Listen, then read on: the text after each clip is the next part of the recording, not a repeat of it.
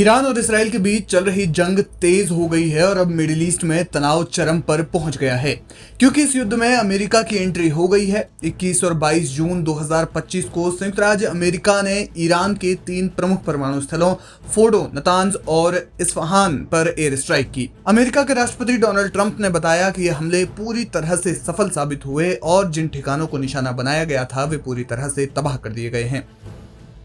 इन हमलों ने मध्य पूर्व में तनाव को और ज्यादा बढ़ा दिया है, जिसके चलते ईरान और रूस के बीच रणनीतिक साझेदारी को मजबूत करने की कवायद तेज हो गई है, जिसके लिए ईरान के विदेश मंत्री अब्बास अरागची तत्काल रूस की यात्रा पर निकल गए हैं। बताया जा रहा है कि वे 23 जून को रूस के राष्ट्रपति व्लादिमीर पुतिन से मुलाकात करेंगे। रूस, जो पहले से ही ईरान का रणनीतिक साझेदार है, इस संकट में महत्वपूर्ण भूमिका निभा सकता है। अरागची ने रवाना होने से पहले इस्तांबुल में कहा, रूस ईरान का बहुत अच्छा दोस्त है, हम रणनीतिक साझेदार हैं और हम अक्सर एक दूसरे के साथ अपनी स्थिति के बारे में बातचीत करते रहते हैं। रूस JPCO में भी साथ था और वो हमेशा से ही परमाणु वार्ता के पक्ष में रहे हैं।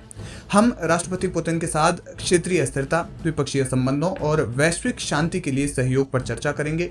रूस हमारा विश्वसनीय सहयोगी है और इस मुश्किल समय में हम एकजुटता दिखाएंगे। Aim right, achieve big. At KR Mangalam University, we provide you the platform to turn your dreams into reality. At KR Mangalam University. कहा जा रहा है कि इस मुलाकात में ईरान रूस से सैन्य और कूटनीतिक समर्थन की मांग कर सकता है। हालांकि क्रेमलिन के सूत्रों के अनुसार मॉस्को इस मामले में संयमित लेकिन रणनीतिक रुख अपना सकता है। अब्बास अरागची ने अमेरिकी हमलों पर कई सवाल उठाए। उन्होंने कहा कि पिछले हफ्ते हम अमेरिका के साथ बातचीत कर रहे थे जब इसराइल ने उस कूटनीति को खत्म करने का फैसला किया। इस हफ्ते हमने E3 और यूरोपियन यूनियन के साथ बातचीत की जब अमेरिका ने उस कूटनीति को खत्म करने का फैसला किया।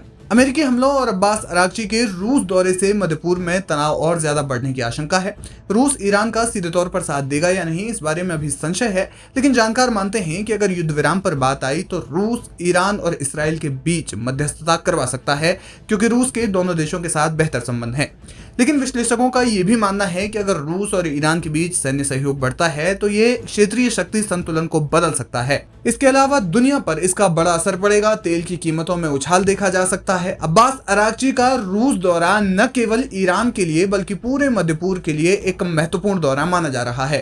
ये मुलाकात तय करेगी कि क्या रूस और ईरान मिलकर अमेरिका के खिलाफ एक मजबूत मोर्चा खोल पाएंगे। फिलहाल वैश्विक समुदाय इस संकट पर नजर बनाए हुए है, क्योंकि इसके परिणाम न केवल क्षेत्रीय बल्कि वैश्विक स्थिरता को प्रभावित कर सकते हैं। संघर्ष का ताजा अपडेट ये है कि इसराइल ने हाल के हमलों में खोंडव और अराक न्यूक्लियर रिएक्टर्स को निशाना बनाया, जहां हैवी वाटर रिएक्टर्स को नुकसान पहुंचा है। इजरायली वायुसेना ने तेहरान में एक रिफाइनरी और ईरान के स्टेट ब्रॉडकास्टर IRIB के कार्यालयों पर हमला किया, जिससे प्रसारण सेवाएं बाधित हुई। दूसरी ओर ईरान ने भी इसराइल पर जबरदस्त बमबारी करते हुए बैलिस्टिक मिसाइलें दागी हैं। यानी कि अब ये लड़ाई जो है वो 1 बनाम 2 की हो गई है। अमेरिका के इस जंग में कूदने से मिडिल ईस्ट का तनाव अपने चरम स्तर पर पहुंच गया है। देखना यह होगा कि इस युद्ध को लेकर अब जंगबंदी की बात सामने आती है या फिर ये जंग तभी खत्म होगी जब तक ईरान और इसराइल अपना मकसद पूरा नहीं कर लेते।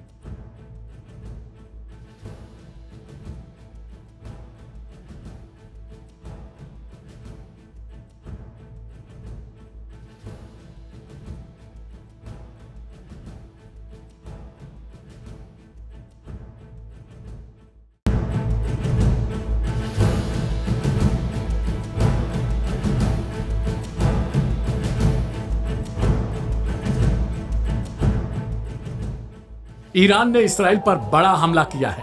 ईरान की सेना ने खतरनाक खैबर बैलिस्टिक मिसाइल का इस्तेमाल करते हुए इसराइल के कई शहरों को निशाना बनाया है।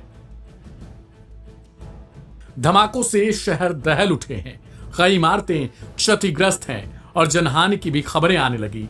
तेल अवीव, हाइफा, वीरशबा, अश्कलोन और नहारिया जैसे शहर इस हमले की चपेट में आए हैं। खबर है कि ईरान ने दर्जनों मिसाइलों से इसराइल के कोने कोने को दहला दिया है।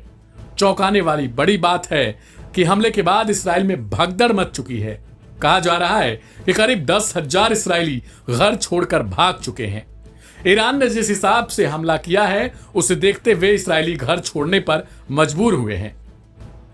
कहा यह जा रहा है कि बंकरों में जगह नहीं है। एयर डिफेंस कमजोर पड़ चुका है और आसमान में खौफ मंडरा रहे हैं।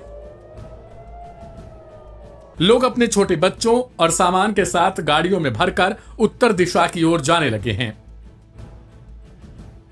बंकर फुल हो चुके हैं और कई लोग खुले मैदान में रात बिताने को मजबूर हैं।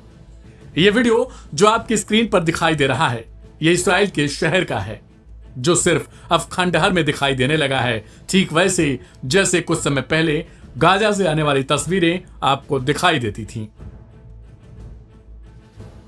इस्राइल में सैकड़ों बिल्डिंग अब तबाह हो चुकी हैं। गगनचुंबी इमारतें सिर्फ अब अंधकारमय दिखाई देने लगी हैं।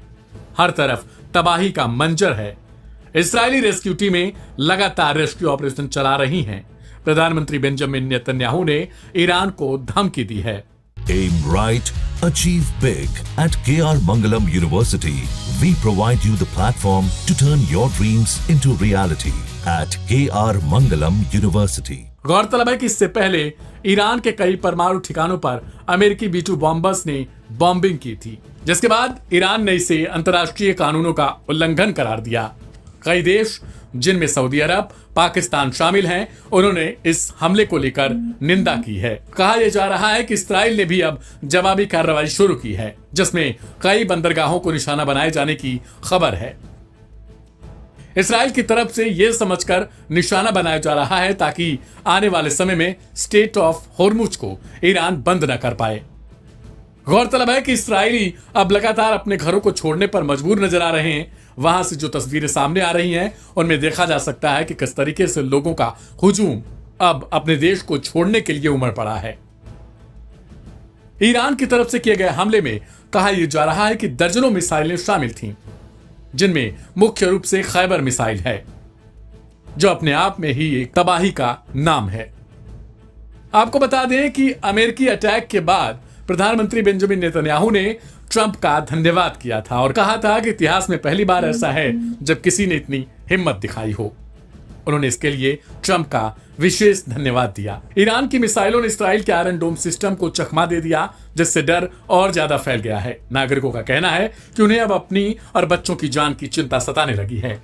सरकार ने कुछ इलाकों में रेड अलर्ट भी जारी किया।